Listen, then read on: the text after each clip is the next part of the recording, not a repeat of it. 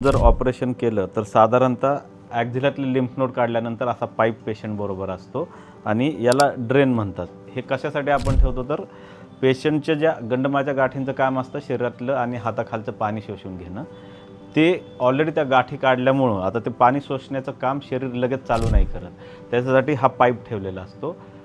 Operation नंतर लगेच हा 100-150 असं येऊ शकतो। ग्रॅज्युअली 5 ते 6 दिवसात 7 दिवसात ह्याची क्वांटिटी कमी कमी होत जाते आणि शरीर आपलं ते पाणी शोषून घ्यायला चालू करतं। ज्यावेळेस सलग 2 दिवस 50च्या खाली हा ड्रेन येईल 20-30 असा, त्यावेळेस आपण हे पाईप काढतो। जनरली फॉलोअपला आपण हा पाईप काढतो। ओके, हा कसा रिकामा करायचा हेही तुम्हाला शिकवलं जाईल, एकदम सिंपल आहे।